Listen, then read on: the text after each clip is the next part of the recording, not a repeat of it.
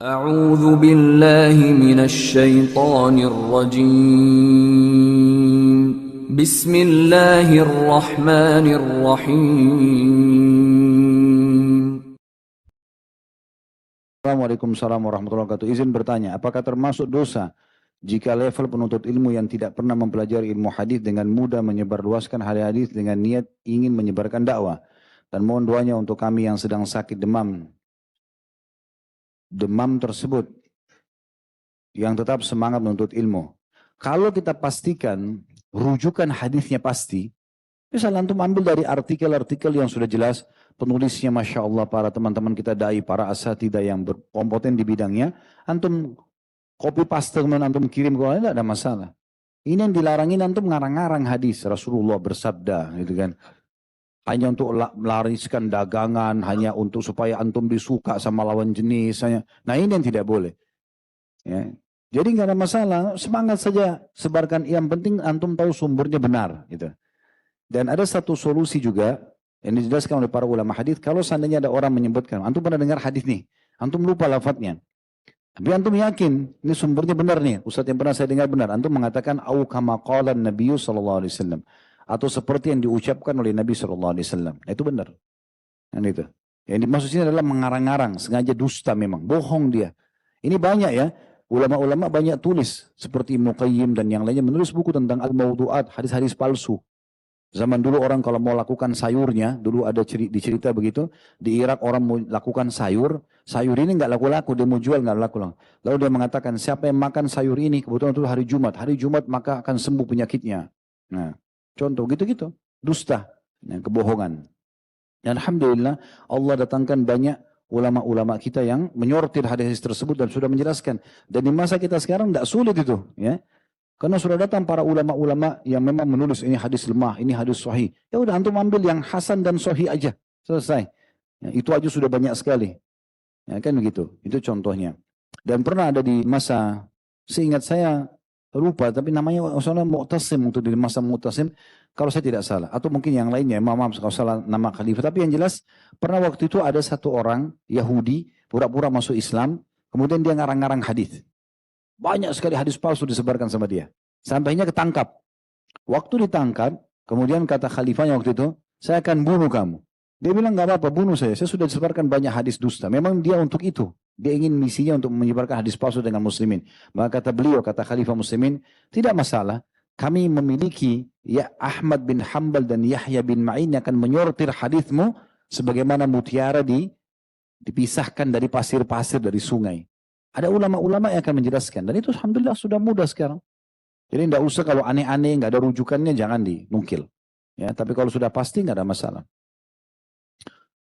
Izin bertanya, apakah standar kita dapat dikatakan sudah mengetahui cukup ilmu dan boleh menyampaikan ilmu?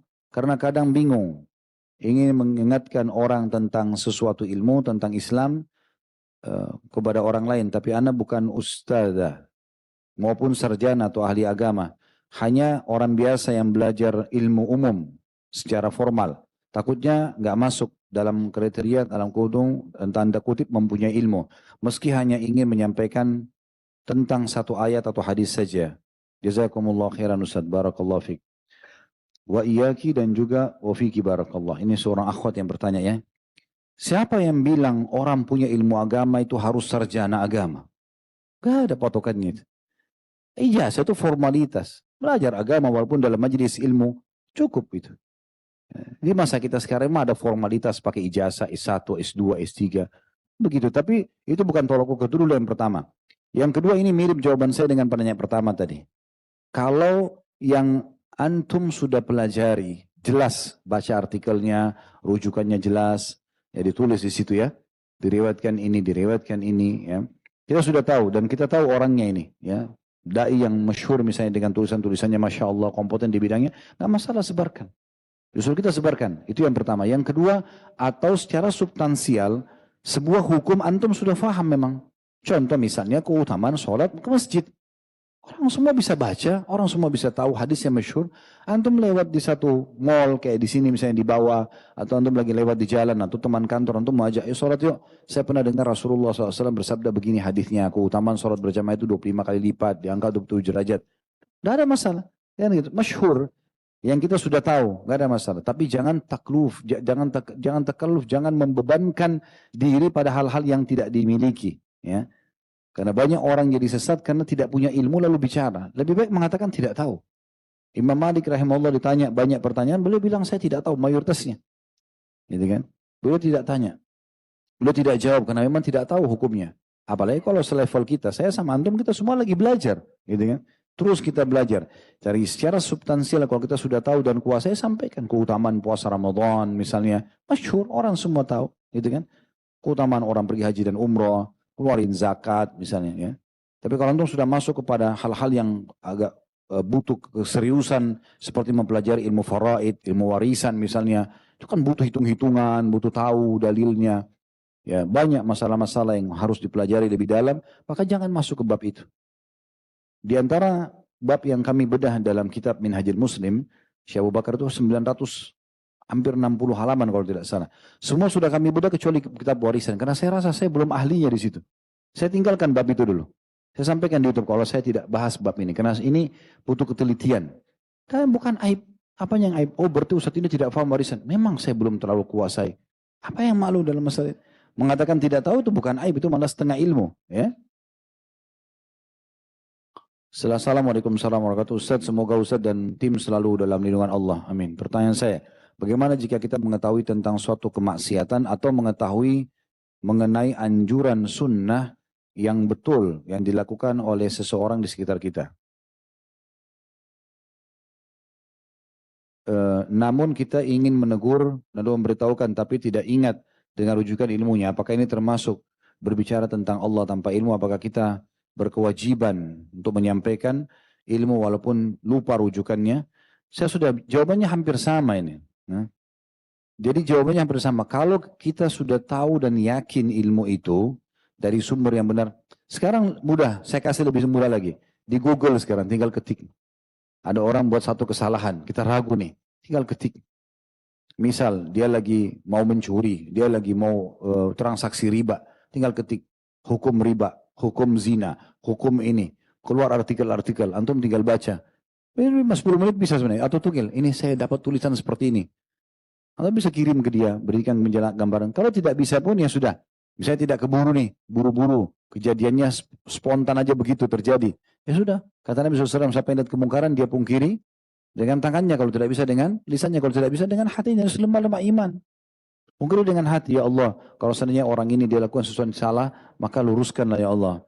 Supaya kita berlepas diri kan gitu dari pertanyaan dia nanti di depan Allah hari kiamat. Afwan Ustaz mau bertanya, kalau kita ada niat sedikit saja dalam hati mau melakukan syariat agama karena kepentingan dunia, atau garis miring ada keperluan yang mendadak, yang satu-satunya jalan adalah menjalankan syariat agama itu, seperti apa Ustaz? Apakah itu diperbolehkan? Saya tidak paham ini.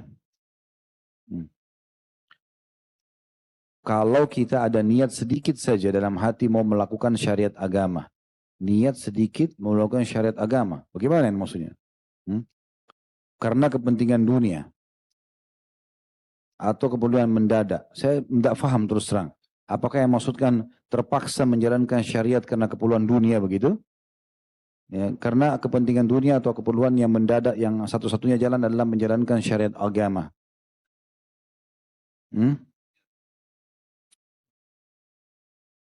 Iya, tapi di sini dia bilang nih, kalau kita ada niat sedikit saja dalam hati, mau melakukan syariat agama karena kepentingan dunia, garis miring ada keperluan yang mendadak yang satu-satunya jalan adalah menjalankan syariat agama itu. Seperti apa Ustaz? Apakah itu diperbolehkan? Kalau kita mau tertebak-tebak saja ini mungkin dia maksudnya apakah boleh untuk mendapatkan dunia kita jalankan syariat agama? Kan begitu. Biasanya terbalik. Agama yang ditinggalkan karena urusan dunia. Saya masih bingung nangkapnya nih. Bagaimana caranya dia terpaksa jalankan syariat untuk dapat dunia. Saya belum nangkapnya. Afwan, mungkin keterbatasan ilmu saya. Maaf penanya ini. Saya tidak bisa tangkap ini maksudnya. Assalamualaikum warahmatullahi wabarakatuh. Apakah termasuk dosa besar ketika kita tidak suka atau benci kepada orang alim dari pelaku bidah dan khurafat? Jazakallah khair. Yang kita tidak suka perbuatannya. Kita tidak boleh benci fisik orang, nggak boleh. Orang kafir, ahli bid'ah, ahli syirik, orang suka khurafat, orang pendusta, pemabuk, yang kita tidak suka apanya? Perbuatannya, karena Allah larang. Kalau antum tidak suka fisiknya, ini masalah. Kalau dia tinggalkan perbuatannya itu, dia tinggalkan kekufurannya, kesyirikannya, bid'ahnya, dia tinggalkan khurafatnya, dia taubat, selesai.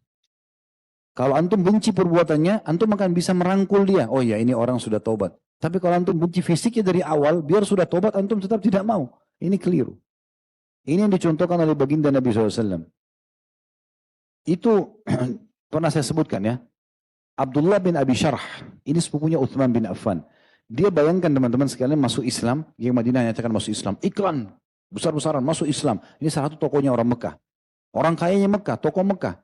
Dia selevel-level sama Abu Lahab, Abu Jahal semua ini. Ya. Dia masuk Islam. Lalu kena pintar menulis dan membaca jadi penulis wahyu. Berapa bulan kemudian setelah dia banyak tulis ayat Al-Quran, dia pulang ke Mekah, dia iklanin kalau dia murtad. Saya murtad. Dan itu yang saya tulis ayat itu bohong semua. Coba. Kan jadi fitnah. Maka Nabi SAW terima wahyu, Nabi SAW mengatakan tidak. Dia berdusta. Ayat yang dia tulis itu tidak ada yang salah. Itu benar. Dia cuma mau mengacaukan saja. Waktu Nabi SAW tembus kota Mekah, beliau menyebutkan 10 nama, ini harus dibunuh. Boleh dibunuh oleh umat Islam. Selain daripada ini jangan dibunuh. Disebutlah namanya Abdullah bin Abi Syarh ini. Ada Hindun, ya, istrinya Abu Sufyan yang membelah dadanya Hamzah. Ada Wahsy yang membunuh Hamzah. Ada nama-nama orang disebutkan gitu. Tapi subhanallah apa yang terjadi? Nabi SAW membenci perbuatan mereka, bukan fisiknya. Yang terjadi, Abdullah bin Abi Syarh dibawa oleh Uthman bin Affan, diajak kembali syahadat depan Nabi. Nabi syahadatkan.